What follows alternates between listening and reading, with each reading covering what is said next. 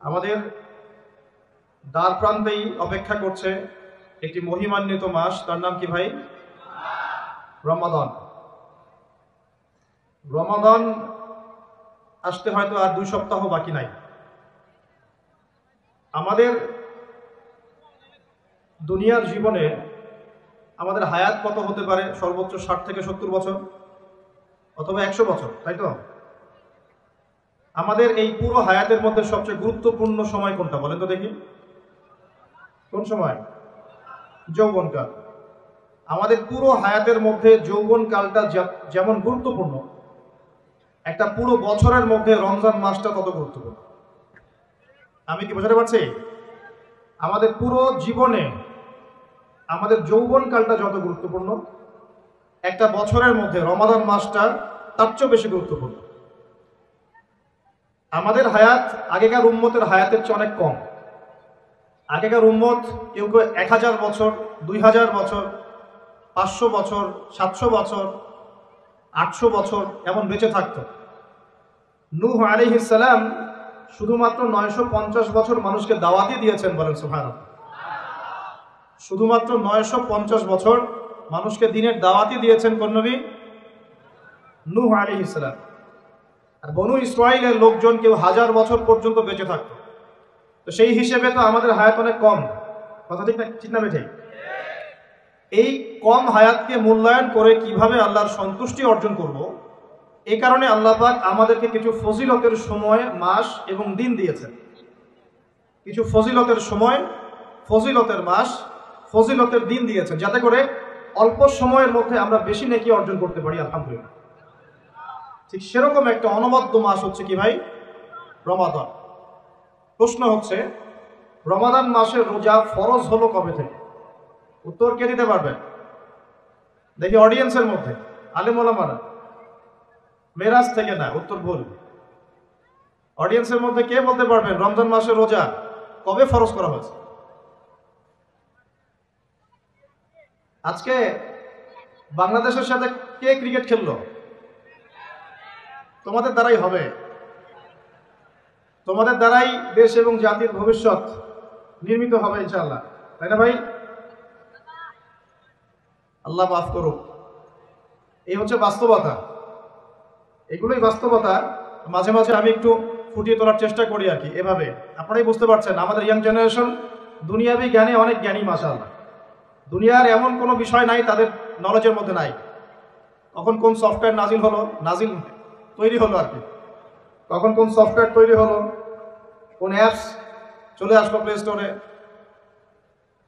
কোন ইন্টারনেটের সাইটে কি পাওয়া যায়, হ্যাঁ, কোন বাইক নতুন নামলো মার্কেটে, কোন ফোন আপডেটেড ফোন কোনটা, ভার্সন কি, কোন কোম্পানির, এভরি সিঙ্গেল থিং যেটা এই দুনিয়ার জ্ঞানের সাথে সম্পৃক্ত, আমাদের যুব সমাজ সবার আগে খবর পেয়ে যায়, আলহামদুলিল্লাহ। কিন্তু দিনের জ্ঞানে আমাদের যুবকদের একটা বড় অংশই মিসকিন থেকে যায়।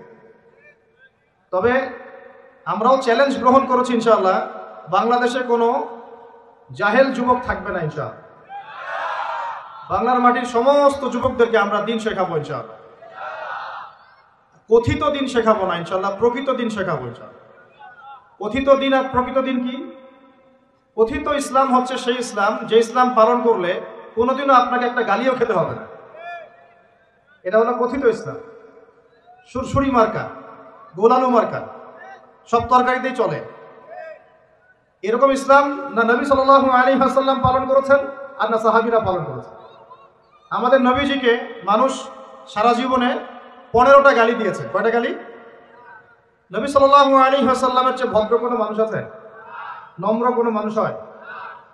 তিনি পুরো মানব জাতির জন্য নিজের জীবনটা বিলিয়ে দিলেন। নবী হওয়ার পরে শান্তিতে ঘুমাতেনও না, রাতের একটা অল্প অংশ ঘুমাতেন, আবার উঠে নামাজ পড়তেন। উম্মতের জন্য অবর্ণনীয় কষ্ট সহ্য করেছেন। সেই মানুষটাকে মানুষ কেন 15টা গালি দিল?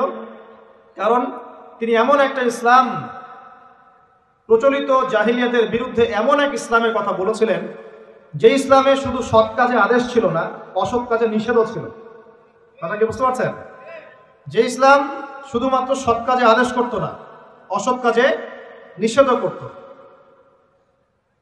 তো এখন দেখা যায় আমরা মাশাআল্লাহ নামাজ রোজা হজ জাকাত করি, তাসবিহ তাহলিল করি, দাড়ি টুপি রেখে ঘুরে বেড়াই, মনে করি যে আমরা প্রকৃত ইসলাম ফলো করছি। কোনো কোনো ক্ষেত্রে এই বিষয়টা সঠিক নয়। আপনি নামাজের দাওয়াত দিলে কেউ আপনাকে কিছু বলবে না, রোজা হজ জাকাত জিকির আজকার তাসবিহ তাহলিলের দাওয়াত দিলে কেউ কিছু বলবে না। যখনই আপনি বলতে যাবেন যে সারা বিশ্বে নির্যাতিত মুসলিমদের পক্ষে থাকতে হবে, তখনই সমস্যা। যখনই বলবেন সারা বিশ্ব জুড়ে হারাম সুদভিত্তিক যে অর্থনৈতিক সিস্টেম চলছে, ইসলাম এটা সমর্থন করে না, তখনই সমস্যা। যখন আপনি বলবেন যে আল্লাহ পাকের এই জমিন, আল্লাহ পাকের এই পৃথিবী, আল্লাহ পাকের আকাশ, আল্লাহ পাকের মহাবিশ্ব, এই পুরো মহাবিশ্বে শুধু আল্লাহ পাকের সার্বভৌমত্ব চলবে, আর কারো চলবে না, তখনই সমস্যা। যখন আপনি সৎ কাজের পাশাপাশি অসৎ কাজেও নিষেধ করবেন, তখনই কিন্তু সমস্যা, তখনই আপনাকে মানুষ গালি দিবে। নবী সাল্লাল্লাহু আলাইহি ওয়াসাল্লামকে মানুষ শুধু গালি দিয়েছে এমন নয়, তাকে সারা জীবনে 13 বার হত্যা করার চেষ্টা করা হয়েছে। কতবার? বিস্তারিত জানতে পড়ুন আল্লামা সফিউর রহমান মুবারকপুরী রাহিমাহুল্লাহ তার লিখিত একটি অনবদ্য বই আর রাহিকুল মাখতুম, নাম শুনেছেন? এই বইটা পড়লেই বুঝতে পারবেন 1182টা বইয়ের মধ্যে প্রথম স্থান অধিকারকারী বই। আর আমি যদি কোনো কিছুকে রেফার করি, আমি অলওয়েজ ট্রাই করি সবচেয়ে বেস্ট আপনাদেরকে বলার জন্য। অনেক সিরাতের বই আছে, আমি সেগুলোর নাম কিন্তু বলিনি। এটার নাম কেন বললাম? কারণ এটা হচ্ছে 1182টা বইয়ের মধ্যে প্রথম স্থান অধিকারকারী বই। পড়ে দেখতে পারেন রাসূল সাল্লাল্লাহু আলাইহি ওয়াসাল্লাম এত নম্র ভদ্র মানুষ হওয়া সত্ত্বেও কেন মানুষ তাকে এত গালি দিল, এত হত্যা করার চেষ্টা করল? উত্তর একটাই, তিনি কথিত ইসলামের কথা বলেন নাই, প্রকৃত ইসলামের কথা বলেছেন। তিনি এমন এক কালিমা লা ইলাহা ইল্লাল্লাহের কথা বলেছেন যে আল্লাহ রাব্বুল আলামিন ছাড়া আর কিছুই চলবে না। আল্লাহ রাব্বুল আলামিন ছাড়া আর কিছুই চলবে না। আমার জীবনের ইন্না সলাতি ওয়া নুসুকি ওয়া মাহইয়ায়া ওয়া মামাতি লিল্লাহি রাব্বিল আলামিন। আমার নামাজ, আমার কুরবানি, আমার স্যাক্রিফাইস, আমার জীবন, আমার মরণ, মানে এর মধ্যে সবকিছু ইনক্লুডেড। আমার নামাজ, আমার যাকাত, আমার তাসবিহ তাহলিল, আমার জিকির আজগার, আমার কোরআন তেলাওয়াত, আমার হজ উমরা, আমার দাওয়াত, আমার দিনের প্রচার প্রসার, দিনের মেহনত, আমার পরিবার, আমার সন্তান, আমার ব্যবসা, আমার অর্থনৈতিক সেক্টর, যত কিছু আছে, আমার জীবনে যা কিছু আছে সব কার জন্য? এটাই লা ইলাহা ইল্লাল্লাহ, যেটা কিছু অংশ মানুষ এখন মানে, কিছু অংশ মানে না।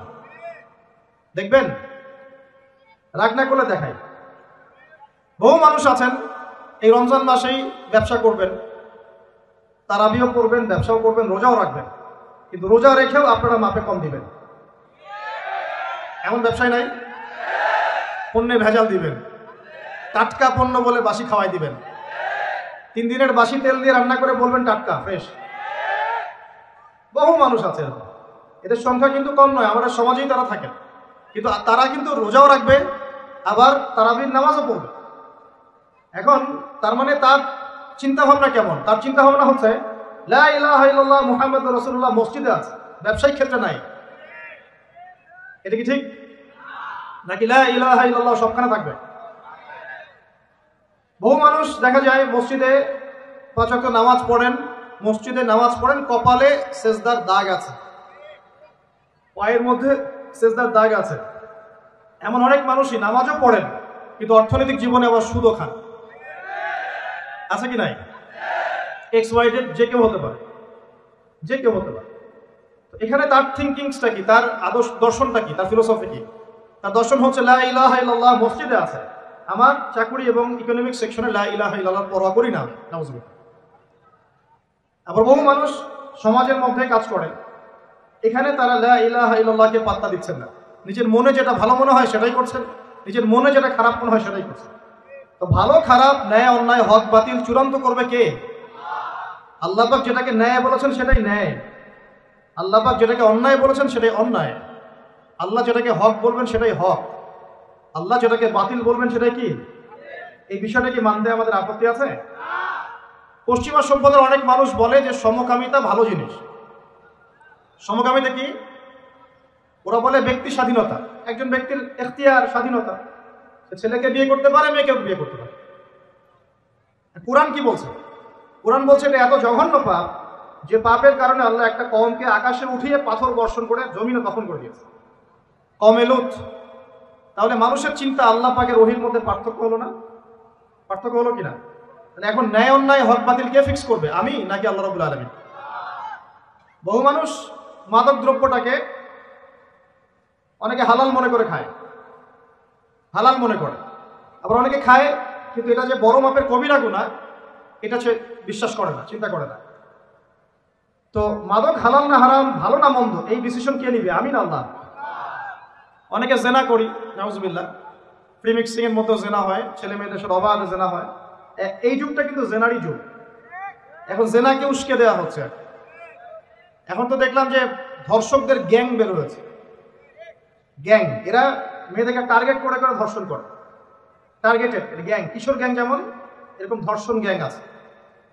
আর মেয়েদেরকে ভুলিয়ে ভালিয়ে, প্রেমের কিছু প্রস্তাব দিয়ে ভুলিয়ে ভালিয়ে মেয়েদেরকে বিছানায় নিয়ে যায়, নিয়ে গিয়ে অবৈধ সম্পর্ক করে এটার ভিডিও ধারণ করে, পরে পরবর্তীতে মেয়ে এবং মেয়ের পরিবারকে ব্ল্যাকমেইল করে। এরকম গ্যাং বের হয়েছে। সমাজের প্রত্যেক বাড়ির কর্তা, ভাই, স্বামী এবং মা বোনদেরকে আমি আমার পক্ষ থেকে সতর্ক থাকার অনুরোধ করব, কোনো অবস্থাতেই নিজেদের পরিবারের সম্মান যেন নষ্ট না হয়। আর যদি এমন অপরাধ প্রমাণিত হয় অবশ্যই প্রশাসনের দ্বারস্থ হবেন এবং চক্ষু লজ্জা বাদ দিয়ে বিচারের আওতায় আনার চেষ্টা করবেন। আল্লাহ পাক তৌফিক দান করুন। তো আমি একটা কথার দিকে ফোকাস করছিলাম যে দেখুন, ন্যায় অন্যায়, হক বাতিল, সত্য মিথ্যা কে নির্ধারণ করবে? আমাদের কাছে যেটা ভালো মনে হয় সেটাই সবসময় ভালো নয়। আল্লাহর কাছে যা ভালো মনে হবে সেটাই ভালো। আল্লাহর কাছে যেটা খারাপ সেটাই খারাপ। রাসূলের কাছে যা ভালো সেটাই ভালো। রাসূল যাকে খারাপ বলেছেন সেটা কি? খারাপ। সিম্পল। এই জিনিসটা চিন্তা করলেই ব্যাস আত্মসমর্পণ করা সহজ হবে ইনশাআল্লাহ। এখন আল্লাহ রাব্বুল আলামিন আমাদেরকে এই দ্বীন ইসলাম দিয়েছেন। দ্বীন ইসলামের ভিত্তি কি? কোরআন এবং হাদিস। ইসলামের ভিত্তি কি? কোরআন এবং হাদিস। নবী সাল্লাল্লাহু আলাইহি ওয়াসাল্লাম বিদায় হজের ভাষণে বলে গেছেন, তারাকতু ফীকুম আমরাইন, আমি তোমাদের মাঝে ছেড়ে গেলাম দুটো বস্তু। কয়টা বস্তু ভাই? লাম তাদিল্লু মা তামাসসাকতুম বিহিমা, তোমরা কোনোদিন পথভ্রষ্ট হবে না যতদিন পর্যন্ত এই দুটোকে আঁকড়ে ধরে থাকবে। এক, কিতাব আল্লাহ, আল্লাহর কিতাব মানে আল কোরআন, ওয়া সুন্নাতি নবীহি, এবং তার নবীর সুন্নাত মানে হাদিস। কোরআন এবং সুন্নাহ নবী সাল্লাল্লাহু আলাইহি ওয়াসাল্লাম রেখে গেলেন, আমাদেরকে বললেন দুটোকে শক্ত করে আঁকড়ে ধরে থাকতে। অন্য হাদিসে নবীজি বলছেন মারির দাঁত দিয়ে কামড়ে ধরে থাকবে, মারির দাঁত দিয়ে কামড়ে ধরবে, কারণ সামনের দাঁত দিয়ে কিছু কামড়ে ধরলে টান দিলে বের হয়ে আসে, মারির দাঁত দিয়ে কামড়ে ধরলে অত সহজে টান দিলে বের হবে না। তো নবীজি বলছেন কোরআন এবং সুন্নাহকে মারির দাঁত দিয়ে কামড়ে ধরে থাকবে। এখন আমরা যে বিষয় থেকে এখানে আসলাম যে আল্লাহ রাব্বুল আলামিন আমাদেরকে যে পুরো জীবন দিয়েছেন, এই জীবনের মধ্যে যৌবন যত গুরুত্বপূর্ণ, আমাদের পুরো বছরের মধ্যে রমজান মাস কিন্তু তার চাইতে বেশি গুরুত্বপূর্ণ। রমাদানের সওম ফরজ হয়েছে দ্বিতীয় হিজরিতে। কত হিজরি ভাই? দ্বিতীয় হিজরি আবার কি? আল্লাহর নবীর নবুয়ত জীবন 23 বছর। কত বছর? এই 23 বছরের প্রথম 13 বছর তিনি ছিলেন মক্কায়। কোথায়? পরের 10 বছর ছিলেন কোথায়? মদিনায়। এই যে মদিনায় হিজরত করলেন তিনি, হিজরত মানে স্থানান্তরিত হলেন, এই হিজরতের প্রথম বছরটাকে বলা হয় প্রথম হিজরি, হিজরতের দ্বিতীয় বছরটাকে বলা হয় দ্বিতীয় হিজরি। এই দ্বিতীয় হিজরিতে আল্লাহ রাব্বুল আলামিন রমজান মাসের রোজাটা ফরজ করেছেন। তার আগে কি ফরজ ছিল তাহলে? তার আগে ফরজ ছিল আশুরা রোজা। কিসের রোজা? আশুরা রোজার নাম শুনেছেন তো? কোনটা? হ্যাঁ হ্যাঁ, যেদিনে মূসা আলাইহিস সালাম এবং বনু ইসরাঈলকে আল্লাহ পাক ফিরআউনের বাহিনী থেকে নাজাত দিয়েছে, এটা না? আচ্ছা, এটা আগে ফরজিয়াতের পর্যায়ে ছিল। যখন রমাদানের সওম ফরজ করা হয় তখন এটা নফল হয়ে গেল এবং গুরুত্বপূর্ণ নফল। এখন দ্বিতীয় হিজরিতে শুধুমাত্র রোজাই কিন্তু ফরজ হয়নি, আরো দুইটা জিনিস হয়েছে যেটা অনেকে আলোচনায় নিয়ে আসেন না। দ্বিতীয় হিজরিতে 3টা জিনিস আমরা পেয়েছি। কয়টা ভাই? 3টা। এক, আগে আমরা নামাজ পড়তাম বাইতুল মাকদাস বা বাইতুল মাকদিস, ওই যে জেরুজালেম, সেদিকে মুখ করে নামাজ পড়তাম, ওইটা ছিল আমাদের কেবলা। কেন কেবলা ছিল? কারণ সমস্ত আম্বিয়া কেরামের বেশিরভাগই সেখানে এসেছেন এবং সেখান থেকে নবী সাল্লাল্লাহু আলাইহি ওয়াসাল্লামকে মেরাজে নিয়ে যাওয়া হয়েছে এবং ওই জায়গাটা বরকতময়। আমাদের প্রথম কেবলা ছিল বাইতুল মাকদিস, একটা বরকতময় জায়গা, যেই জায়গাকে কেন্দ্র করে শেষ জামানায় বহু ঘটনা ঘটবে। দেখবেন ওখানে যারা অধিবাসী তারাই দাজ্জালকে ফলো করবে এবং ঈসা আলাইহিস সালাম ইনশাআল্লাহ সেই জায়গা থেকে সারা বিশ্বে ইসলামিক রেভলিউশন ক্রিয়েট করবেন। 40 বছর তিনি এই পুরো বিশ্ব শাসন করবেন। নবী ঈসা আলাইহিস সালাম কোত্থেকে? এই জেরুজালেম থেকে। এগুলো অচির হবে এবং দাজ্জালকে সেখানেই হত্যা করা হবে। মানে সুবহানাল্লাহ, এই জায়গাটা অনেক গুরুত্বপূর্ণ। এই কারণেই তো জিউসরা সব ওইখানে গিয়ে ঘাঁটি কেড়েছে। এই মুসলমানদেরকে মেরে কেটে বের করে দিচ্ছে, দিয়ে ওরা বসতি করা শুরু করেছে। কিন্তু এটাই হবে পৃথিবীর ইতিহাসে তাদের সর্বশেষ বসতি। বলেন আল্লাহু আকবার। এটা হবে পৃথিবীর ইতিহাসে, মানব সভ্যতার ইতিহাসে তাদের সর্বশেষ বাসস্থান। এরপরে কোনো বাসস্থান নাই। এরপর আল্লাহ রাব্বুল আলামিন ঈসা ইবনে মারইয়ামের হাত দিয়ে তাদের এক একজনকে এখান থেকে বের করে দিবেন ইনশাআল্লাহ। ঈসা ইবনে মারইয়াম সেখানে ইসলামিক রেভলিউশন ক্রিয়েট করবেন অচিরে। কত বছর পরে আল্লাহ ভালো জানেন, কিন্তু এটা হবে, না হয় কিয়ামত হবে না ইনশাআল্লাহ। ওই দিকে মুখ করে আমরা আগে নামাজ পড়তাম। কেন?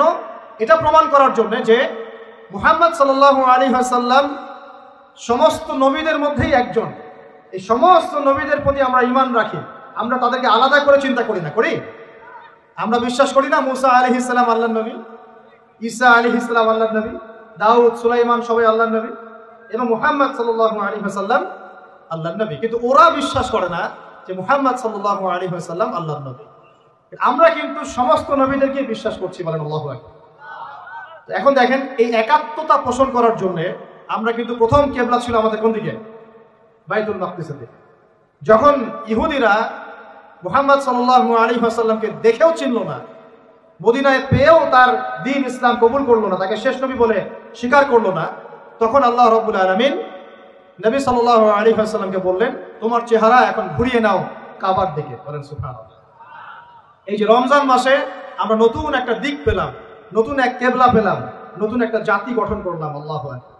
রমজান মাস শুধু রোজা দেয় নাই, একটা জাতির ঐক্য দিয়েছে। বলেন সুবহানাল্লাহ। এই কথাটা অনেকে বলে না। রমজানে রোজা ফরজ হয়েছে, পাশাপাশি একটা নতুন জাতির উত্থান ঘটেছে। তার নাম কোন জাতি? মুসলিম জাতি। যে জাতি সমস্ত নবীদেরকে আল্লাহর নবী বলে স্বীকার করে। ইব্রাহিম আলাইহিস সালাম আল্লাহর নবী, আমরা তাও স্বীকার করি। দাউদ, সুলাইমান, মুসা, ঈসা সবাই আল্লাহর নবী, আমরা স্বীকার করি।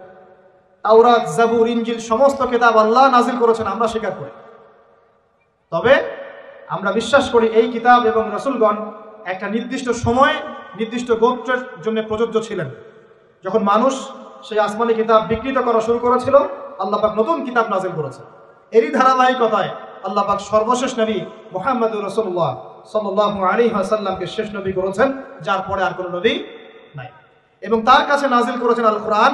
এই কোরআনের পরেও কোনো কিতাব নাই। এই যে একটা ইস্যু চলে মাঝে মাঝে, কিছু মানুষ আল্লাহর নবীর পরে নবুয়ত দাবি করে না, করে কি না? আপনারা মনে করেন যে এটা হচ্ছে একটা ধর্মতাত্ত্বিক ইস্যু। অনেকেই এটা মনে করে, বেশিরভাগ মানুষই মনে করে এটা একটা রিলিজিয়াস ইস্যু, তাই না? ধর্মতাত্ত্বিক ইস্যু। আসলে এটা একটা জিও পলিটিক্যাল ইস্যু, এটা একটা ভূ রাজনৈতিক ইস্যু। এটা শুধু ধর্মতাত্ত্বিক ইস্যু নয়। এই যে কয়দিন আগে মারামারি হলো না, আমরা তো অনেক খতমে নবুয়ত নিয়ে অনেক কথা বলছি না?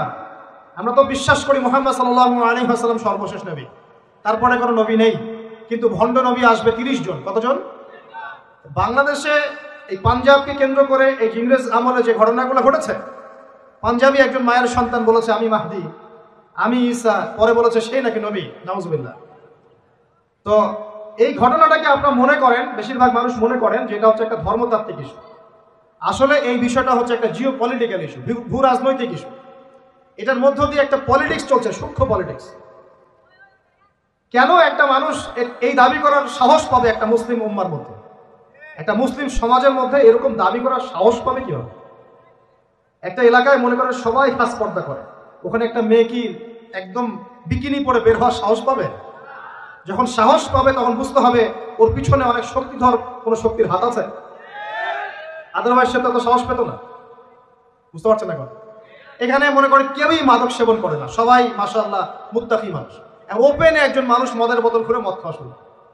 এই সাহসটা যে পেল, নিশ্চয়ই পিছনে কোনো শক্তি আছে। হয় শয়তানি আছে, অথবা না হয় তার কোনো ইকোনমিক পাওয়ার আছে, না হলে কোনো জিও পলিটিক্যাল শক্তি আছে। এই ইস্যুটা শুধুমাত্র ধর্মতাত্ত্বিক ইস্যু নয়, এর পিছনে একটা পুরো ভূ রাজনৈতিক ইস্যু আছে। এটা বুঝবে কারা? যারা খিদির, যারা শেষ জামানার খেদের, যারা শুধু বাইরের চোখ দিয়ে দেখে না, যারা ভিতরের চোখ দিয়ে দেখতে পারে। আমার কথা কঠিন মনে হচ্ছে কি? যারা শুধু বাইরের চোখ দিয়ে দেখে না, ভিতরের চোখ দিয়েও দেখতে পারে, এরা বুঝতে পারবে ইনশাআল্লাহ। অনেক সময় অমুসলিম ভাইয়েরাও ভিতরের চোখ দিয়ে দেখা শুরু করেছে এখন। হ্যাঁ, কোনো কোনো ক্ষেত্রে মুসলিমরাই ভিতরের চোখ দিয়ে দেখতে পাচ্ছে না, অমুসলিমরা দেখতে পাচ্ছে। কারণ আমাদের ভেতরটা তো এখন মানে করাপ্টেড হয়ে গেছে। অহংকার, রিয়া, গীবত, তমস, হিংসা, বিদ্বেষ, আমাদের কলম তো মরে শেষ। কলম মরে গেলে ভিতরের চোখ দিয়ে আমরা দেখবো কিভাবে? আল্লাহ রাব্বুল আলামিন আমাদের সবাইকে ভিতরের চোখ জিন্দা করার তৌফিক দান। প্রিয় ভাইরা, রমজান মাসে শুধু রোজা ফরজ হয়নি, সর্বপ্রথম যেটা হয়েছে কেবলা পরিবর্তন করে দেওয়া হয়েছে। কেবলা পরিবর্তন মানে কি? কেবলা পরিবর্তন মানে হচ্ছে একটা নতুন জাতিগত উত্থান, বলি আল্লাহু আকবার। এরপরে আমরা আর পিছনে ফিরে তাকাই নাই। ইহুদিরা মুহাম্মদ সাল্লাল্লাহু আলাইহি ওয়াসাল্লামকে স্বীকার করলো কিনা ভ্রুক্ষেপও করতে যায় নাই। আমরা আমাদের গতিতে এগিয়ে গেছি। মাত্র 10 থেকে 12 বছরের মধ্যেই, 12 বছর না, মাত্র 8 থেকে 10 বছরের মধ্যেই যেই মক্কা থেকে আমরা বিতাড়িত হয়ে মদিনায় গিয়েছিলাম, সেই মক্কা আবার দখল করেছি আলহামদুলিল্লাহ। শুধু সেই মক্কাই নয়, ওই মক্কা থেকে আমরা প্রায় অর্ধেক বিশ্ব শাসন করেছি আলহামদুলিল্লাহ। কেবলা পরিবর্তন মানে নতুন এক জাতির উত্থান। আমরা কি রমজানে জাতিগত উত্থান দেখতে পারবো ইনশাআল্লাহ? তো একটা জাতি কখন উন্নতি করবে? যখন জাতির জনগণ ভিতর থেকে মুত্তাকি হবে, আমরা ভিতর থেকে নামাজি হব, আল্লাহওয়ালা হব, আমানতদার হব, সৎ হব, আমরা হারাম ছেড়ে দিব, দুর্নীতি ছেড়ে দিব, অন্যের ক্ষতি করব না, একটা সম্প্রীতির সমাজ করব, তখন না আমরা ইনশাআল্লাহ উত্থান করবো, নাকি ভাই? যদি আমরা একে অপরের সাথে হানাহানি, মারামারি, কাটাকাটি করি, হিংসা, বিদ্বেষ, গীবত, তহমত, হারাম খাই, মাপে কম দেই, দুর্নীতি করি, অন্যের ক্ষতি করি, হ্যাঁ, হত্যা, রাহাজানি, ছিনতাই, এগুলোতে লিপ্ত থাকি, এই জাতিকে উন্নতি করতে পারবে ভাই? সবচেয়ে বড় কথা, যদি আমরা জ্ঞান অর্জন না করি, আমরা কি উন্নতি করতে পারবো? শুধু কি অর্থ দিয়ে উন্নতি করা যায়? উন্নতির মানদণ্ড কি বলেন তো? জ্ঞান। জ্ঞান উন্নতির মানদণ্ড কি? জ্ঞান। জ্ঞান ছাড়া উন্নতি নাই। শুধু টাকা দিয়ে উন্নতি করা যায়? যায় না। আমাদের সবাইকে দিনের জ্ঞান অর্জন করার তৌফিক দান করুন। তো রমজানে প্রথম কি পেয়েছেন? কেবলা পরিবর্তন। এবার রমজানের সওমকে ফরজ করা হয়েছে, পুরো মাস সওম রাখবেন। আল্লাহু আকবার, পুরো মাস। এবং এই মাসে আল্লাহ রাব্বুল আলামিন আরেকটা জিনিস মুসলিমদেরকে দিয়েছিলেন, সেটা হলো, খুব খেয়াল করে দেখবেন, এই যে কুরআন খুলবেন, দেখবেন পরপর 3 পৃষ্ঠায় 3টা আয়াত আছে, ব্যাক টু ব্যাক 3 পৃষ্ঠায় 3টা আয়াত। একটা কুতিবা আলাইকুমুল কিসাস, তোমাদের উপর কিসাসকে ফরজ করা হলো। কিসাস কি? ওই যে কেউ হত্যা করলে ইসলামিক কোর্ট তাকে হত্যা করবে, কেউ কারো চোখ তুলে ফেলেছে, ইসলামিক কোর্ট তারও চোখ তুলে ফেলবে, কেউ কারো হাত কেটেছে, ইসলামিক কোর্ট তারও হাত কেটে ফেলবে। মানে চোখের বদলে চোখ, হাতের বদলে হাত, জানের বদলে জান, এটাকে বলা হয় কি? কিসাস। দেখবেন কোরআনে সূরা বাকারায় পরপর 3 পৃষ্ঠায় 3টা কুতিবা আলাইকুম আছে, 3 পৃষ্ঠায় 3টা কুতিবা আলাইকুম, মানে ফরজ করা হলো। এক কুতিবা আলাইকুমুল কিসাস, তোমাদের উপর কিসাসকে ফরজ করা হলো। আর আল্লাহ পাক বলছেন, তোমরা যদি এই কিসাসটা করতে থাকো, এর মধ্যে জীবন নিহিত আছে, তোমরা বুঝতে পারছো না। কারণ একজন খুনি মানুষকে আপনি যদি এক্সেস দেন সমাজে চলার, ও আরো 10টা খুন করবে কিনা? যখন ওকে বিচারের আওতায় নিয়ে আসবেন, দেখবেন সব ঠান্ডা হয়ে গেছে। অতএব কিসাসের মধ্যে কি আছে? জীবন আছে, জীবন আছে এর মধ্যে। তারপরের পৃষ্ঠায় গিয়ে দেখবেন কুতিবা আলাইকুমুস সিয়াম, তোমাদের উপর রমজান মাসে রোজাকে ফরজ করা হবে। কামা কুতিবা আলাল লাযিনা মিন ক্বাবলিকুম, যেমন করে তোমাদের পূর্ববর্তীদের উপরেও রোজাকে ফরজ করা হয়েছিল, লাআল্লাকুম তাত্তাকুন, যাতে তোমরা মুত্তাকি হতে পারো। রমজানের সওমের উদ্দেশ্য কি তাহলে? মুত্তাকি হওয়া, আল্লাহ ভীরুতা অর্জন করতে পারো, এটা উদ্দেশ্য। ঠিক তার পরের পৃষ্ঠায় গিয়ে দেখবেন কুতিবা আলাইকুমুল কিতাল আছে, তোমাদের উপরে যুদ্ধকে ফরজ করা হয়েছে, এটাও আছে। ঠিক এই কারণেই রমজান মাসে বদরের যুদ্ধ সংঘটিত হয়েছে। আল্লাহু আকবার। এই যে 2য় হিজরি কথা বলছি, এই 2য় হিজরিতেই কিবলা চেঞ্জ করা হয়েছে, 2য় হিজরিতেই রমজানের সওম ফরজ করা হয়েছে, 2য় হিজরিতেই বদরের যুদ্ধ হয়েছে। সুবহানাল্লাহ। 3টার মধ্যে মিল পাচ্ছেন? এই 3টাই কোরআনের পরপর 3 পৃষ্ঠা আছে। কুতিবা আলাইকুমুল কিসাস, কুতিবা আলাইকুমুস সিয়াম, কুতিবা আলাইকুমুল কিতাল। এটার মধ্যে একটা মিল আছে না? তার মানে রমজান মাস আমাদেরকে শেখাবে একটা জাতিগত ঐক্য, রমজান মাস শেখাবে কোরআনকে সময় দেয়া, কোরআনের হক আদায় করা, রমজান মাস শেখাবে আমাদেরকে অন্যায়ের বিরুদ্ধে প্রতিবাদ করা। কারণ এখানে আবু জেহেল অন্যায় করেছিল না, নাকি মুসলিমরা অন্যায় করেছে? আবু জেহেলের বাহিনী ছিল বদর যুদ্ধে এই প্রান্তে, আর মুসলিম বাহিনী এই প্রান্তে। এই 2 প্রান্তের বাহিনীর মধ্যে কারা অন্যায় করেছিল, কারা জালেম? আবু জেহেলদের বাহিনী জালেম নয়। রমজান মাস কি চেতনা নিয়ে আসলো? জালেমের বিরুদ্ধে দাঁড়িয়ে যাওয়ার চেতনা নিয়ে আসে। কথা কি বুঝতে পারছেন? এখন আমরা কিন্তু ব্যক্তিগতভাবে আগে সবাই জালেম হয়ে গেছে, তাই না?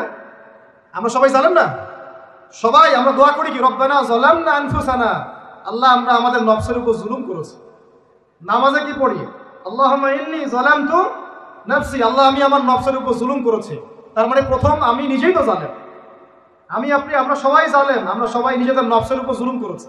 নামাজ পড়ি নাই, যাকাত দেই নাই, দান সদকা করি না, কোরআন তেলাওয়াত করি না, তাসবিহ তাহলিল করি না, পর্দা করি না, হালাল খাই না, অন্যের ক্ষতি করি, সুদ খাই, ঘুষ খাই, জিনা করি, হ্যাঁ মিথ্যা কথা বলি, গীবত করি, কত অন্যায় পাপে লিপ্ত আছে। আমরা কি জুলুম করি নাই? তাহলে রমজান মাসের চেতনা হবে নিজের উপর আগে কাজ করা, নিজের নফসের উপর কাজ করা, নিজে যদি জালেম হয়ে থাকে জুলুম থেকে নিজেকে বের করে নিয়ে আসে। তাহলে প্রথম শিক্ষা কি ভাই, আগে আমরা নিজের নফসের উপর দেখবো আমরা কি জুলুম করেছি নিজের নফসের উপর। রমজান জালেমের বিরুদ্ধে দাঁড়ানোর মাস, আর সর্বপ্রথম জুলুম করেছে আমি আমার নফসের উপরে। আল্লাহ আমাদেরকে নফসকে সংশোধন করার তৌফিক দান করুন। এরপর দেখবো পরিবারে জুলুম আছে কিনা, পরিবারে আল্লাহ এবং রাসূলের বিধানের এগেইনস্টে আমরা কেউ চলি কিনা, যদি চলে এখানে সংশোধন করতে হবে। রমজান মাস এই শিক্ষা দিবে। এরপর দেখবো আমার সেক্টর, আমি যেখানে কাজ করি, আমার সমাজ, আমার সংগঠন, আমার অমুক, আমার তমুক, এখানে জুলুম আছে কিনা। এখানে জুলুম থাকে রমজান মাসে, এই জুলুমের এগেইনস্টে আমাকে দাঁড়াতে হবে। এভাবে আস্তে আস্তে যত বড় পর্যায়ে যাবেন রমজান তত বড় শিক্ষা দিবে ইনশাআল্লাহ। তো রমজান কয়টা জিনিস দিয়েছে ভাই? প্রথমে তিনটে। এক, কেবলা পরিবর্তন, একটা জাতিগত উত্থান। দুই, কোরআন নাজিল হয়েছে এই মাসে। তিন, এই মাসে আবার বদর যুদ্ধ হয়েছে। তিনটা জিনিস। আর আজকে আমরা আলোচনা করবো একটা জিনিস নিয়ে সংক্ষিপ্ত সময়ের মধ্যে, সেটা হলো কোরআন এবং রমাদান। একটু মনোযোগ দেন, খুব লম্বা আলোচনা করে আপনাদেরকে বিরক্ত করব না। যে কথাগুলো বলবো ইনশাল্লাহ আমি কিন্তু সারগর্ভ কথা বলার চেষ্টা করছি ইনশাআল্লাহ। দেখুন, আমরা একটু এবার চলে যাবো সূরা কদরে। কোন সূরা ভাই?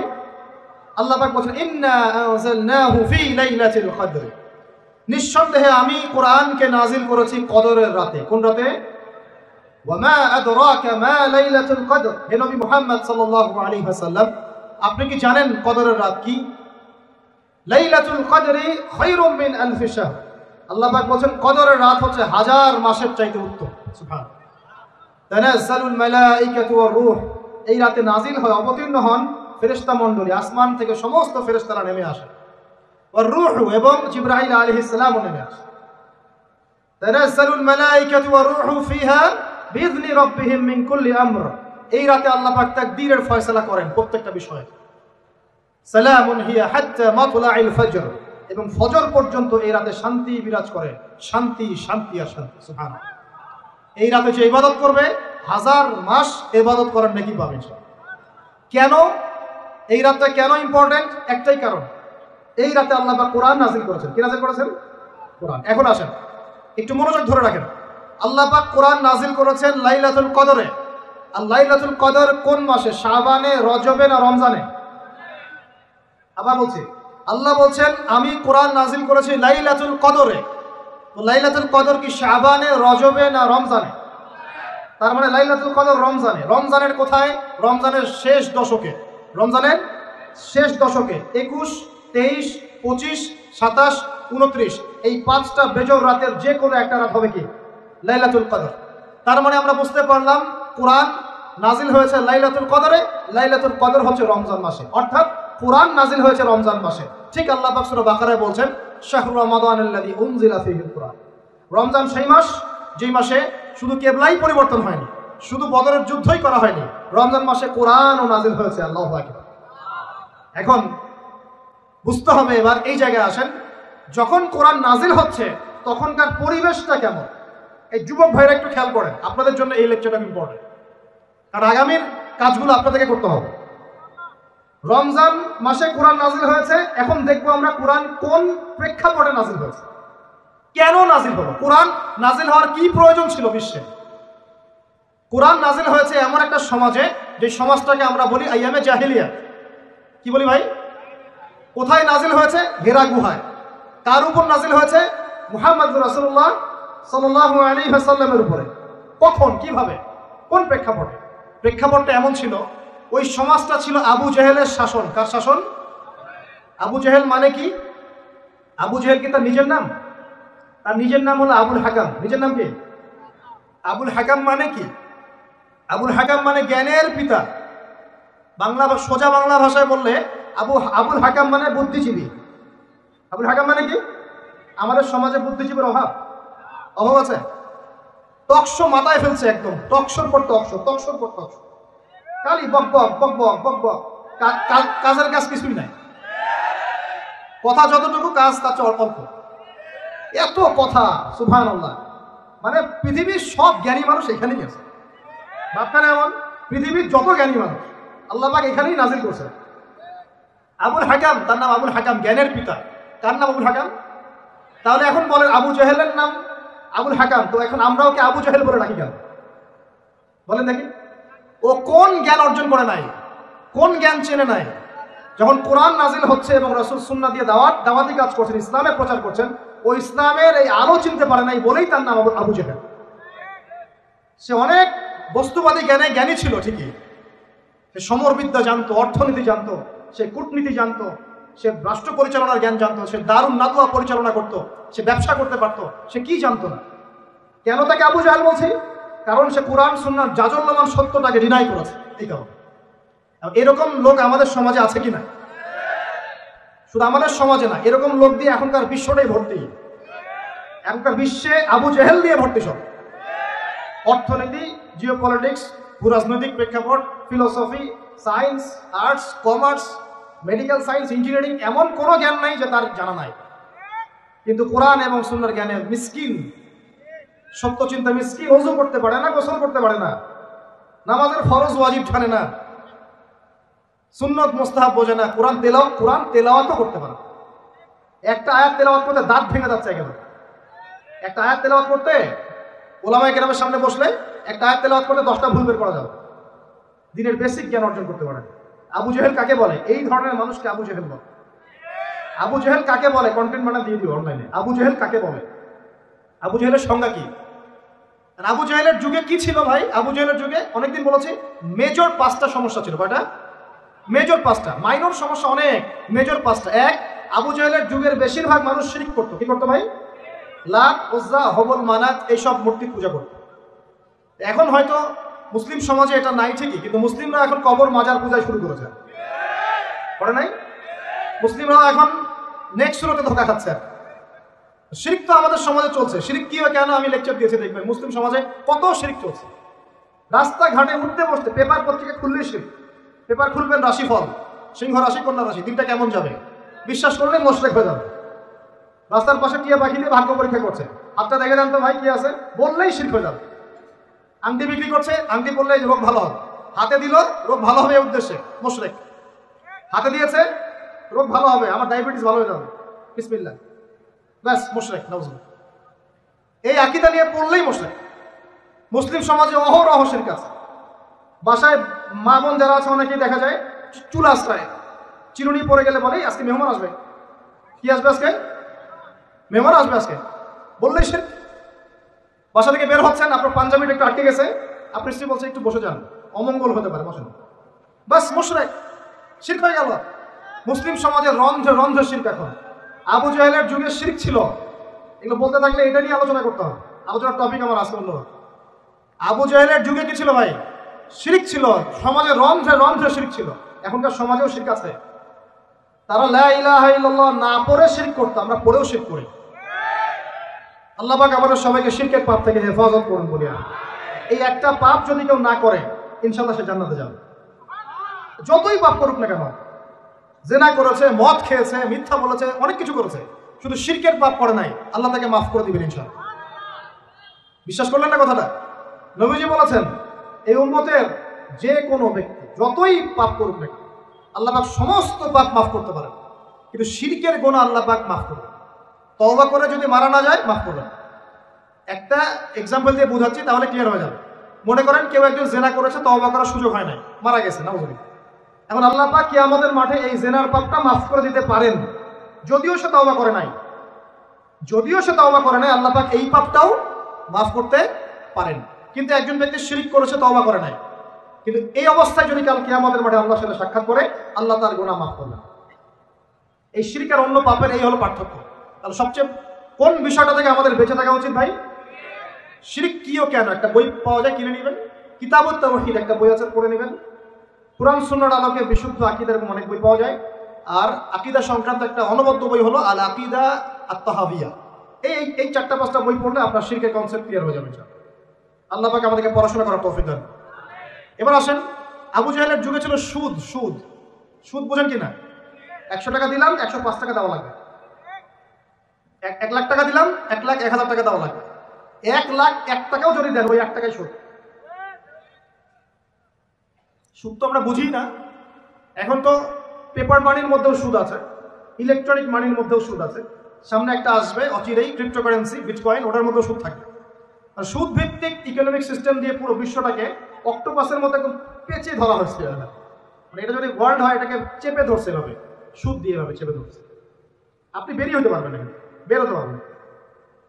যারা যে মার্শাল আর্ট প্র্যাকটিস করে ওরা জানে কিছু লক আছে। লক মানে যখন 1-on-1 ব্যাটেল হয় রিংয়ে, যারা বক্সিং খেলে, মার্শাল আর্ট জানে, রেসলিং খেলে, এরা কিছু লক করতে পারে। লক মানে কিছু মারবে না আপনাকে, জাস্ট লক করে রেখে দিয়ে নড়তে পারবেন না, বুঝছেন?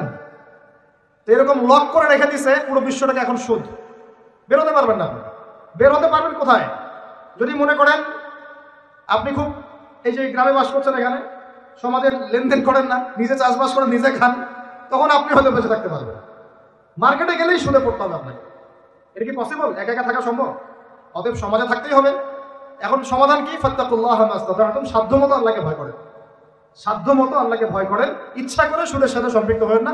যদি অনিচ্ছাকৃতভাবে সুদের অর্থ চলে আসে, যদি জানেন এটা সুদের, ছেড়ে দেন, এটা ছেড়ে দেন।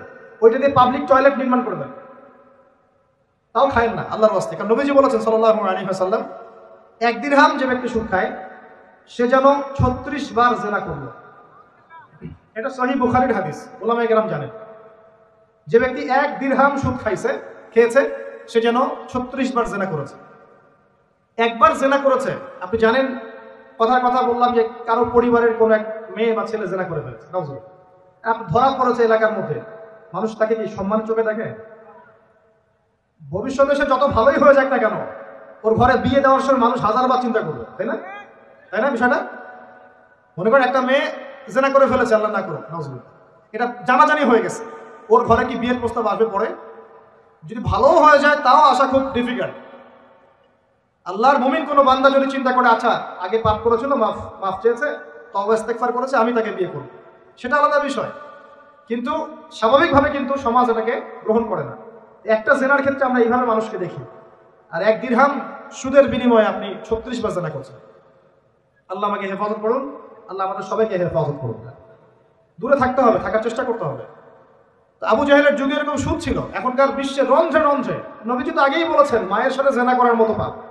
এই হাদিস তো জানেন আপনারা। সুদের 73টা শাখা আছে পাপের, তার সর্বনিম্ন শাখা হলো নিজের মাকে বিয়ে করা, নাউজুবিল্লাহ। যদি এই এলাকায় খবর পান কোনো মেয়ে, কোনো বা ছেলে তার মায়ের সাথে বিয়ে করেছে, নাউজুবিল্লাহ, তার মায়ের সাথে জেনা করেছে, নাউজুবিল্লাহ, কোনো মেয়ের সাথে বাবা জেনা করেছে, নাউজুবিল্লাহ, আপনি কি সমাজে তাকে রাখতে চাবেন? আপনি তো আইন শাসন কোনো কিছুর পরোয়াই করবেন না, গণপিটুনি দিয়ে মেরে ফেলবেন। আপনি এই কাজ করবেন না। একটা মসজিদে চোর, তারাবির নামাজে আবার চোরও আসবে কিন্তু অনেক, কথায় মনে পড়ে গেল, স্যান্ডেল সাবধান। তো তারাবির নামাজে অনেক চোর আসে না?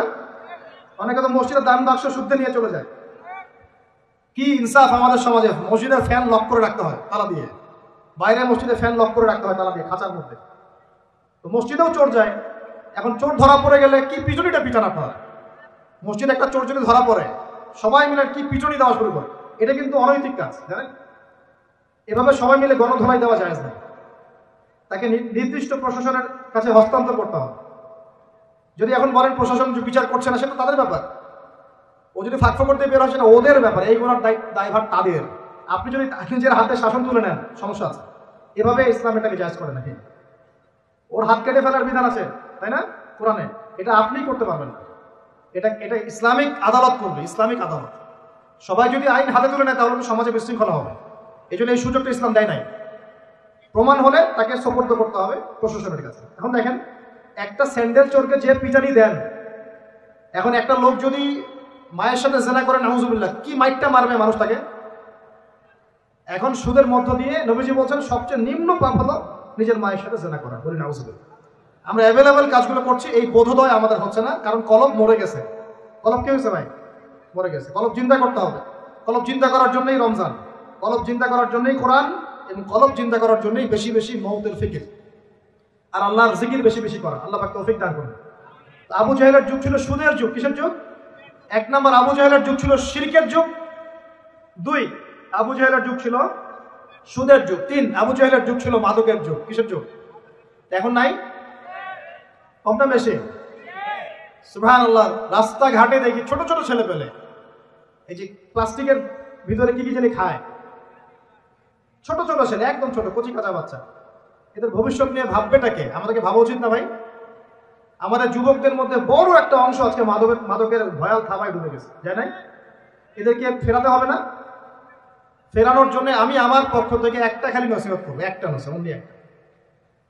সারা দুনিয়ার মাদক যদি সেবন করো, তোমার মনের কষ্ট দূর হবে না। মাদকের কাছে গিয়েছে কেন? আমি বলছি কেন গিয়েছে জানেন? এক সঙ্গ দোষ, কোনো খারাপ সার্কেলে পড়েছে, বলেছে আয় একটু সিগারেটে টান দে, কি সমস্যা?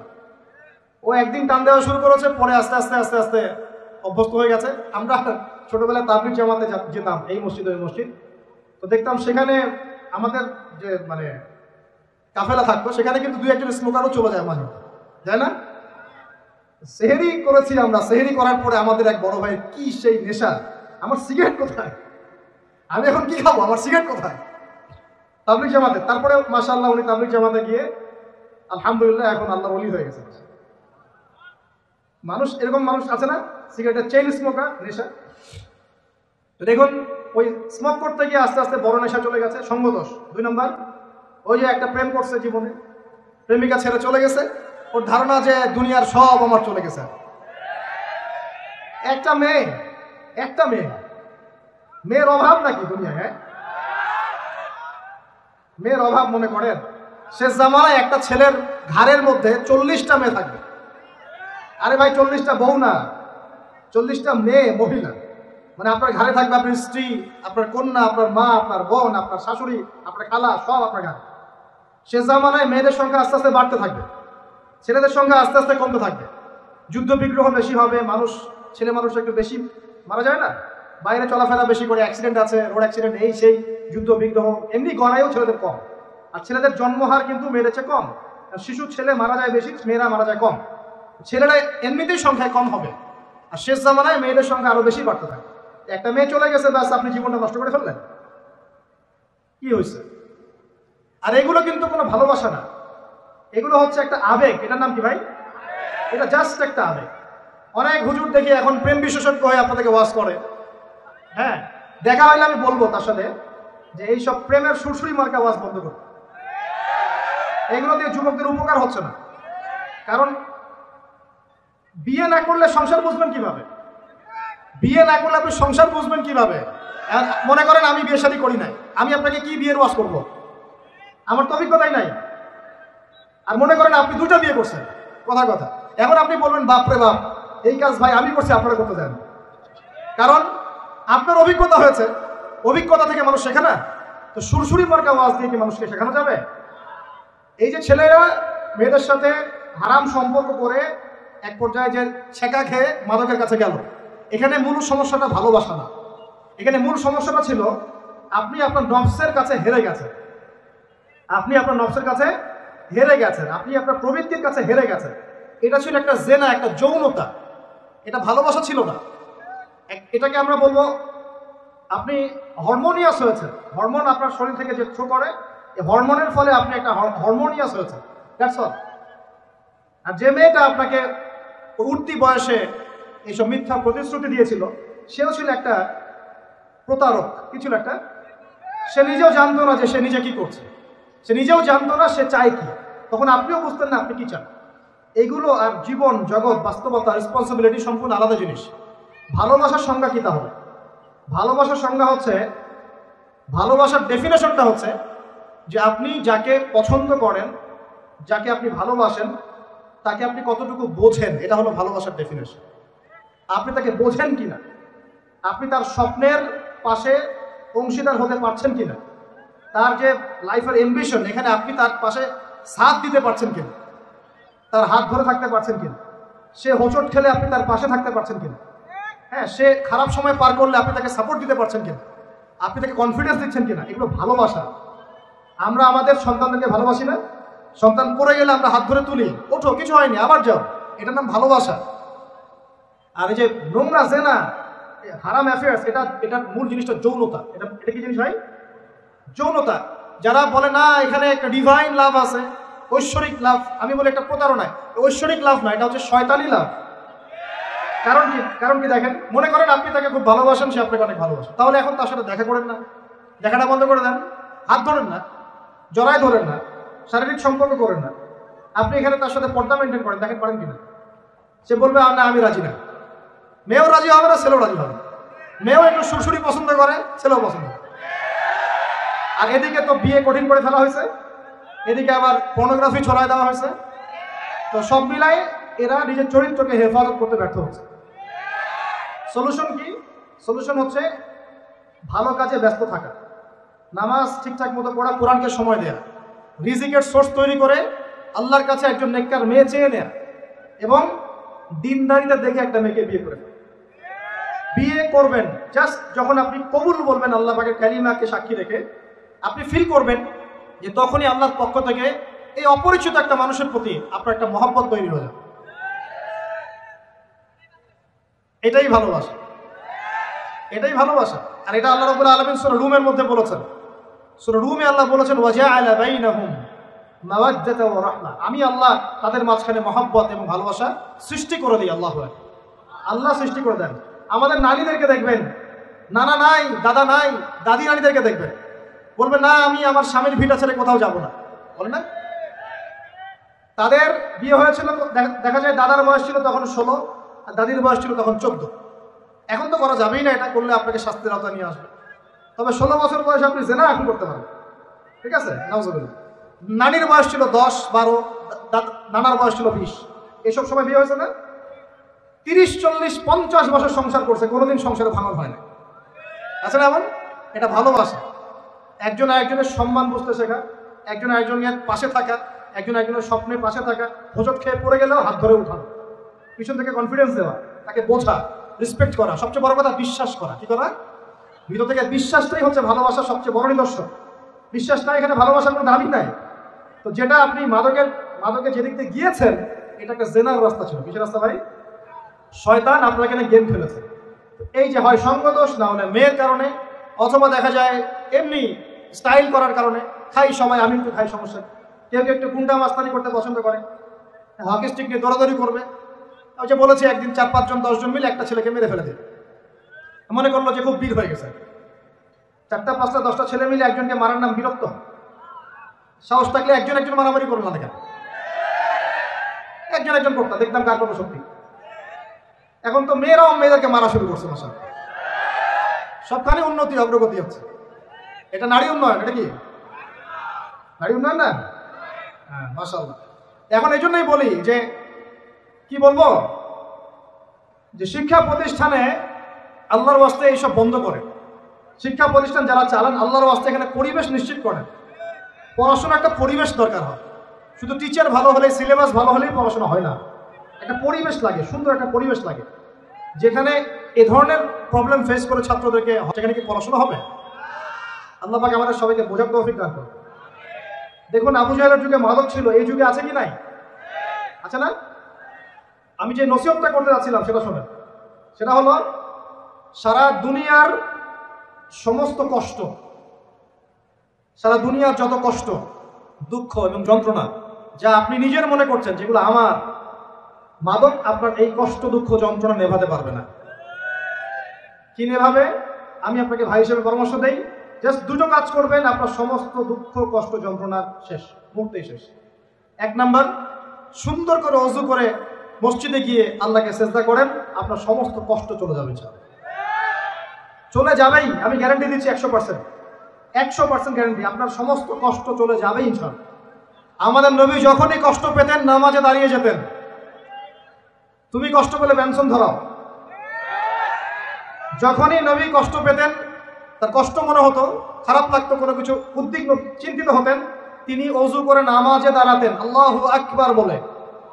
আর তুমি গ্যাস লাইটার বের করেই ব্যাস ঘড়িয়ে টান দেওয়া শুরু করো। অনেস্টলি বলেন দেখি, ওটা টানলে কি কষ্ট কমে? কষ্ট কমে না পারে? আরো বাড়বে। যত আপনি জিগিয়ে রাখবেন তত বাড়বে।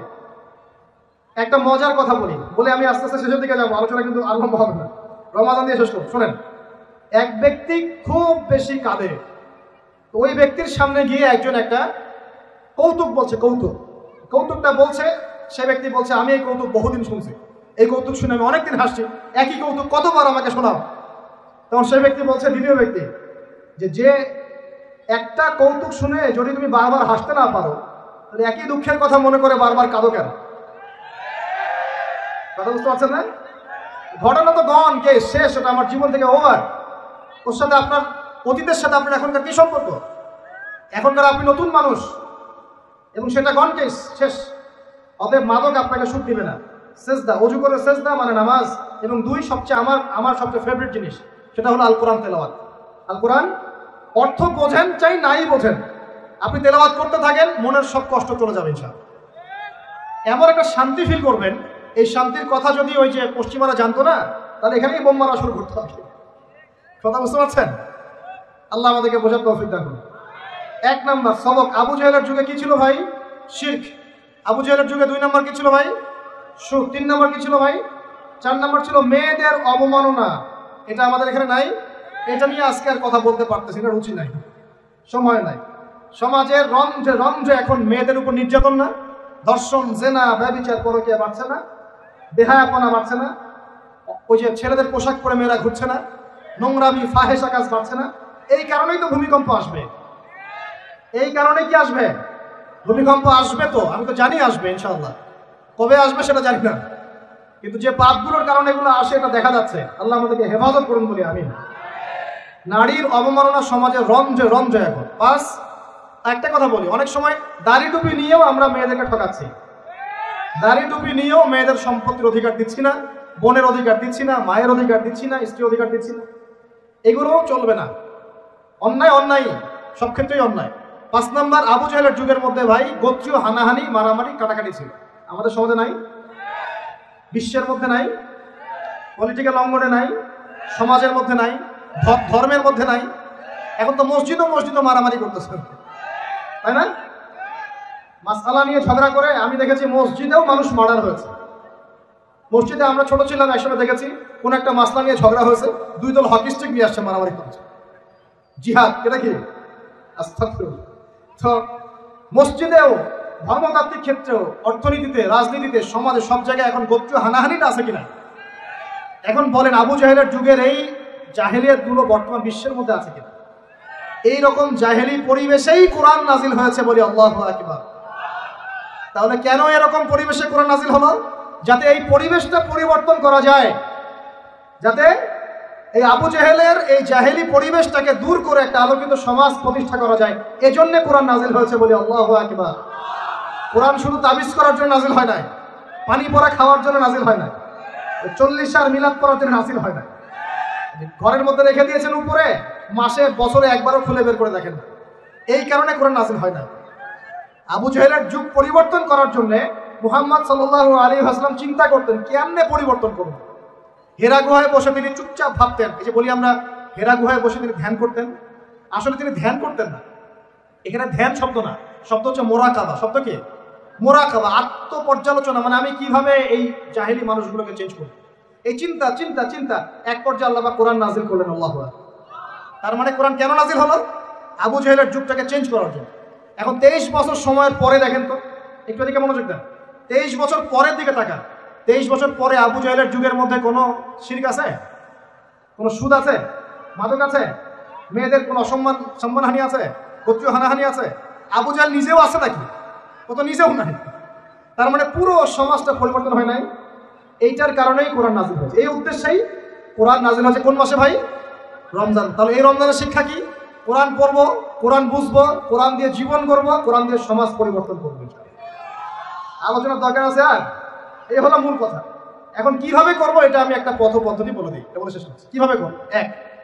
এক নাম্বার ভাই, প্রত্যেক মুসলমানকে কোরআন তেলাওয়াত করা শিখতে হবে। রাজি আছেন ইনশাআল্লাহ?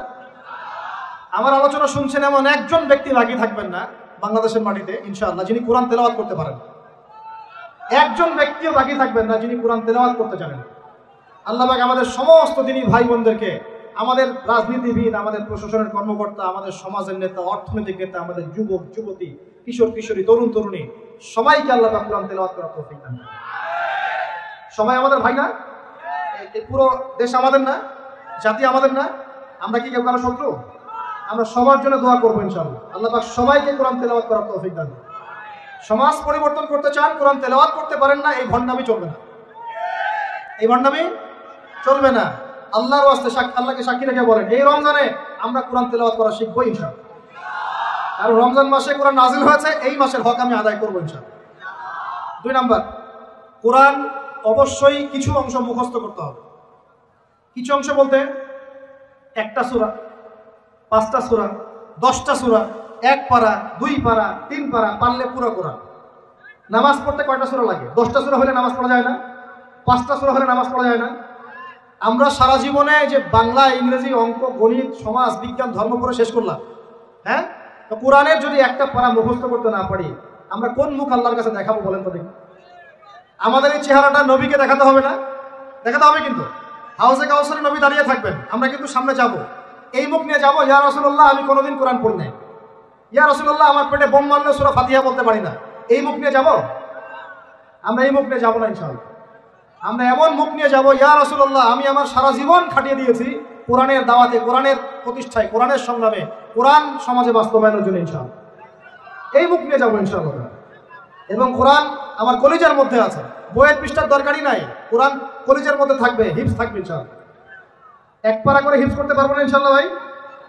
অল্প একটু টার্গেট দিলাম, সবাই মিনিমাম 1 পারা কোরআন তেলাওয়াত করবো প্রত্যেক দিন ইনশাআল্লাহ। আর 1 পারা কোরআন হিফজ করবো ইনশাআল্লাহ এই রমজানে। রাজি আছি ইনশাআল্লাহ? 1 পারা বলতে 30তম পারা, আম্মা ইয়াতাসাআলুন, এখান থেকে নিয়ে মিনাল জিন্নাতি ওয়ান নাস, 37টা সূরা। কয়টা সূরা ভাই? ডেইলি একটা করে করলেই হয়ে যাবে ইনশাআল্লাহ। পারা যাবে ইনশাআল্লাহ? আল্লাহ পাক তৌফিক এনায়েত করুন বলি আমি। মন থেকে দোয়া করি আল্লাহ পাক যুবক ভাইদেরকে কবুল করুন। শয়তান 3টা ধোঁকা দিবে। কয়টা? এটা দিবেই। আমি ওয়াজ করে যাই, বাসায় যান, তারপরে শুরু হবে, শয়তান চলে আসবে, ফুল যা সিমসিমের মতো শয়তান আসবে, এসে বলবে এক নাম্বার বলবে আমি তো অনেক জানি, কোরআন অনেক তেলাওয়াত করেছি, শিখেছি, নুরানি কোর্স করেছি, তারপর কি বৈজ্ঞানিক পদ্ধতি শিখেছি, কওমি মাদ্রাসায় পড়েছি, এই সেই, আমি কোরআনের অনেক জানি ভাই, আমার জানার দরকার নেই। শয়তান প্রথম এটা দিবে আপনাকে। মনে রাখবেন, জ্ঞানের কোনো শেষ নাই, জানার কোনো শেষ নাই। এখন আমার কাছে মনে হয় ইসলামের আমি 10% জ্ঞান এখন অর্জন করতে পারি নাই, আল্লাহর কসম করে বলছি, এটা আমার কাছে এমনই মনে হয়। 2 নাম্বার, শয়তান এসে বুঝাবে যে তুই তো পারবি না রে বাবা, তোর দ্বারা হবে না। আমি পারবো না রে ভাই, আমার দ্বারা হবে না, এটা কঠিন, অফ উচ্চারণ করতে আমার গলা ভেঙে যাচ্ছে, হ্যাঁ উচ্চারণ করতে আমার কষ্ট হচ্ছে, আমি পারবো না রে ভাই, আমার দ্বারা হবে না। এরকম বুঝায় না? আমার গলায় আমার আসে না, আমি পারবো না, আমার বয়স হয়ে গেছে ভাই, পারি না।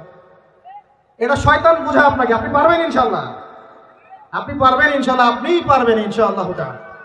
3 নাম্বারটা মারাত্মক, এটা যুবকদেরকে বেশি বুঝায়, সেটা হলো আরে এত তাড়াহুড়ার কি আছে, এখন অনেক সময় পরে আছে, পরে শিখে নিব, আগে কেবল বিয়েটা তো করি, বাচ্চা কাচ্চা হোক, হ্যাঁ একটা বাড়ি করি, শেষ বয়সে গিয়ে শিখবো, হজ করবো, উমরা করবো, চিল্লা দিব, কোরআন তেলাওয়াত করবো। শয়তান শিখায় না, এগুলো বুঝায় না? যুবক ভাই, এই ধোকায় পড়ে বহু যুবক কবরে চলে গেছে অলরেডি। এই ধোকায় পড়ে বহু মানুষ এখন কবরবাসী হয়েছে। তারা আল্লাহর কাছে প্রতি মুহূর্তে একটাই কথা বলে, রব্বানা আবসারনা ওয়া সামি'না ফারজি'না না'মাল সালিহান ইন্না মুকিনুন। হে আল্লাহ, আমরা আজকে দেখতে পারছি, পরকাল আমরা দেখেছি, পরকাল শুনেছি, বুঝেছি, আল্লাহ তুমি আমাদেরকে একটাবার খালি দুনিয়ায় ফেরত দাও, না'মাল সালিহান, আমরা সৎ কাজ করে আবার ফিরে আসবো। সব সময় বলতে আছে পরকালবাসী, আমরা সব সময় বলতে আছে, আল্লাহ ফিরাই দিবে। ব্যাস এতটুকু মনে রাখেন, শয়তান এই 3টা ধোঁকা দিবে, আল্লাহ আপনাকে বোঝার তৌফিক দান। 1 নাম্বার কথা করছি ভাই, রমজানে কোরআন নাজিল হয়েছে, এই কোরআনের হক আদায় করবো ইনশাআল্লাহ। কোরআন রমজান মাসে কেন নাজিল হলো? আবু জাহেলের যুগ পরিবর্তনের জন্য। আবু জাহেলের যুগ একদিনে পরিবর্তন হয় নাই, নবীজি 23 বছর লেগেছে, একা একা করেন নাই, সাহাবীদেরকে নিয়ে করেছেন। কথা কি বুঝতে পারছেন, ধরতে পারছেন? এরপরে কি কি কাজ করেছেন বলে এই এই বাস্তবতা এসেছেন। 1 নাম্বার, তারা কোরআন পড়া শিখেছেন। আমরা সবাই কোরআন পড়া শিখবো ইনশাআল্লাহ। 2, কোরআনের একটা ন্যূনতম অংশ আমাকে হিফজ করতেই হবে, আল্লাহ তৌফিক দান করুন। 3 নাম্বারটা সবচেয়ে ইম্পর্টেন্ট, সেটা হলো কোরআনের অর্থ অবশ্যই বুঝতে হবে ইনশাআল্লাহ। এটা নিয়ে তো অনেকে তর্ক করেছে আমার সাথে গত বছর, আমি এখনো বলছি, কোরআনের অর্থ যদি না বোঝে কেউ, কোরআনের পরিপূর্ণ হক আদায় কখনোই হবে না। এটা আমার মন্তব্য। আপনার পোষালে আপনি মানেন, না পোষালে না মানেন। আপনার যদি পোষায় আমার বক্তব্য গ্রহণ করেন, না পোষায় না গ্রহণ করেন। কোরআনের হক যদি আদায় করতে হয়, কোরআনের হক আদায় করতে হয়, কোরআনের হকটা যদি আদায় করতে হয়, অর্থ অবশ্যই বুঝতে হবে। কোনো অবস্থাতেই কোরআনের অর্থ বোঝা ছাড়া আপনি কোরআন বুঝতেই পারবেন না, মানতেই পারবেন সম্ভব না। আমি একটা এক্সাম্পল, অনেক এক্সাম্পল দিয়েছি এর আগের লেকচারগুলোতে, একটা খালি বলছি। আপনি মনে করেন আমি আপনার সামনে একটা আয়াত তেলাওয়াত করলাম, বিসমিল্লাহির রহমানির রহিম, আলহাকুমুত তাকাসুর হাত্তা যুরতুমুল মাকাবির কাল্লা সাওফা তা'লামুন সুম্মা কাল্লা সাওফা তা'লামুন কাল্লা লাউ তা'লামুনা ইলমাল ইয়াকিন লাতারাউন্নাল জাহিম সুম্মা লাতারাউন্নাহা আইনাল ইয়াকিন সুম্মা লাতুসআলুন্না ইয়াওমাইযিন আনিন নাঈম। আমাকে অর্থ বলেন, কি বুঝলেন এই সূরা থেকে? আপনি কি বুঝলেন? আব্দুল্লাহ ভাই কি বুঝলেন? আব্দুর রহমান ভাই কি বুঝলেন? আপনি বুঝছেন তেলাওয়াতটা সুন্দর ছিল, হুজুর সুর দিয়ে বলে না, এমনি এমনি বলেছে। আর যদি সুর করে পড়তাম, সুরটা শুনে বলতেন সুরটা ভালো ছিল, আপনি এতটুকু হেদায়েত পেয়েছেন। কিন্তু যে ব্যক্তি, এখানে যারা মাদ্রাসার ছাত্র ওলামা ইকরাম যারা আছেন, তারা এই আয়াতের গভীরে ঢুকে এর শিক্ষাটা নিতে পেরেছে। যখনই আমি তেলাওয়াত করেছি আলহাকুমুত তাকাসুর হাত্তা যুরতুমুল মাকাবির, যে কোরআনের অর্থ জানে তার কলিজার মধ্যে একটা ধাক্কা লেগেছে। জিজ্ঞাসা করে দেখেন, আল্লাহ পাক বলেছেন প্রাচুর্যের মোহ তোমাদেরকে মহাচ্ছন্ন করে রেখেছে, দুনিয়ার এই প্রাচুর্যের মোহ তোমরা এর মধ্যে ডুবে গেছো, মহাচ্ছন্ন করে রেখেছে। যতক্ষণ না তোমরা কবরে যাচ্ছ, কখনো নয়, শীঘ্রই তোমরা জানতে পারবা। অপেক্ষা করো, শীঘ্রই জানতে পারবা। তোমাদেরকে অবশ্যই জাহান্নাম দেখানো হবে এবং কিয়ামতের মাঠে অবশ্যই তোমাদেরকে নিয়ামত সম্পর্কে জিজ্ঞেস করা হবে। যে এই অর্থটা বুঝলো, জানলো, তার তার কলিজার মধ্যে কোরআনের মর্মটা নাজিল হয়ে গেল না? সে কোরআনের হকটা কি বেশি আদায় করলো না আপনার চাইতে? সে কোরআনের শিক্ষা অর্জন করতে পারলো না? এখন এই আয়াতের উপর আমল করলেই তো তার জীবন সফল। এখন বলেন অর্থ বোঝার দরকার আছে কি নাই? এভাবে প্রতিটা আয়াত যে ব্যক্তি জানে, সে তার জীবনটাকে সুন্দর করে গোছাতে পারবে না? সে দুনিয়া আখিরাতে সফল হবে না আমি হব? নিঃসন্দেহে সে ব্যক্তি সফল হবে যে কোরআনের এবং সুন্নাহর অর্থ জানে এবং বোঝে, আমল করে। আল্লাহ পাক আমাদের সবাইকে কোরআনের অর্থ বোঝার তৌফিক দান। এখন প্রশ্ন হচ্ছে কিভাবে বুঝবেন? মাদ্রাসায় পড়তে পারলে আপনি অটোমেটিকলি বুঝে যাবেন, তবে অনেক মাদ্রাসাতে পড়েও কিন্তু অনেকে অর্থ বোঝে না, এমনও আছে কিন্তু মানুষ। এটা তাদের সমস্যা, মাদ্রাসার সমস্যা না। মাদ্রাসায় পড়ানো হয় ঠিকই, ওই যে ফাঁকিবাজ স্টুডেন্ট থাকে কিছু। আবার অনেকে জেনারেল লাইন থেকে পড়েও কিন্তু অর্থ বুঝতে পারে, সুযোগ আছে। আল্লাহ পাক এটা খাস করে দেন নাই কিছু মানুষের জন্য, এটা সবার জন্য কোরআন। এখন পদ্ধতি কি? আরবি ব্যাকরণ শিখতে হয়, আরবি ভাষা জানতে হয় এবং ক্লাসিক্যাল মাদ্রাসার কিছু কিতাব পড়তে হবে। এগুলো যদি পড়তে না পারেন, কমপক্ষে একটা বিশুদ্ধ তাফসীর বাসায় কিনে রমজান মাসে পড়া শুরু করুন। তাফসীর ইবনে কাসির নাম শুনেছেন? বাসায় কিনেন। মারিফুল কোরআন নাম শুনেছেন? বাসায় কিনেন। তাফসীরে জালালাইন নাম শুনেছেন? বাসায় কিনেন। কিনে পার ডে আপনি 10টা করে আয়াত পড়া শুরু করেন অর্থ সহ। ইনশাআল্লাহ 1 বছরের মধ্যে আপনি কোরআনের অর্থ বুঝে ফেলবেন। বুঝে না ফেলেন, আপনার ধারণা হবে কোরআনে কি লেখা আছে, একটা ধারণা হবে যে কোরআনে কি আছে। আপনি কোরআন সম্পর্কে অজ্ঞ এবং অন্ধ থাকবেন না। আল্লাহ পাক আমাদের সবাইকে কোরআনের হক আদায় করার তৌফিক দান। এরপরে কাজ হচ্ছে কোরআনের আদেশগুলো মেনে চলা। কোরআনে আল্লাহ যত আদেশ দিয়েছেন সবগুলো মেনে চলা, একই সাথে আল্লাহ যত নিষেধ করেছেন নিষেধগুলোকে বর্জন করা। এই কাজগুলো করার পর আমরা যখন কোরআনের দাওয়াত মানুষের কাছে পৌঁছে দিব, ইনশাআল্লাহ আবু জাহেলের সমাজ পরিবর্তন হয়ে মুহাম্মদ সাল্লাল্লাহু আলাইহি ওয়াসাল্লামের সমাজ হবে ইনশাআল্লাহ। এই কারণেই রমজান মাসে কোরআন নাজিল হয়েছে। কোরআন আমাদের সামনে আছে, রমাদান আমাদের সামনে আছে। এখন এই রমজান মাসে আমরা কোরআনকে কিভাবে মূল্যায়ন করব, কিভাবে সময় দেব, নিজ নিজ অবস্থান থেকে আপনারা এখন ভাবতে শুরু করেন। আল্লাহ রাব্বুল আলামিন আমাদের সবাইকে আল কোরআন বিশুদ্ধ করে তেলাওয়াত করার তৌফিক দান করুন। আল্লাহ পাক আমাদের সবাইকে এই রমজানে প্রত্যেক দিন কমপক্ষে 1 পারা করে কোরআন পড়ার তৌফিক দান করুন। আল্লাহ পাক আমাদের সবাইকে আল কোরআনের কমপক্ষে 1টা পারা হিফজ করার তৌফিক দান করুন এবং কোরআনের অর্থটা বোঝার জন্য মেহনত করার তৌফিক দান করুন। আল্লাহ পাক আমাদের সবাইকে কোরআনের আদেশ মেনে চলার তৌফিক দান করেন, নিষেধগুলোকে ছেড়ে দেওয়ার তৌফিক দান করেন এবং কোরআনের দাওয়াতটা মানুষের ঘরে ঘরে পৌঁছে দেওয়ার তৌফিক দান করেন। আগে নিজের উপর বাস্তবায়ন করব, তারপর পরিবার, তারপর সমাজ ইনশাআল্লাহ। এবং নিজে একা একা নয়, সবাইকে নিয়ে ইসলাম পালন করব। ইনশাআল্লাহ আবু জাহেলের সমাজ পরিবর্তন হয়ে মুহাম্মদ সাল্লাল্লাহু আলাইহি ওয়াসাল্লামের আদর্শের সমাজ হবে ইনশাআল্লাহ, আজ হোক আর কাল হোক। আল্লাহ পাক আমাদের সবাইকে কবুল করে নিন, বলি আমিন। সুস্থ শরীরে রমজানে পৌঁছে দিন, বলি আমিন। এবং রমজানে কোরআনের হক আদায় করার তৌফিক দান করেন, বলি আমিন।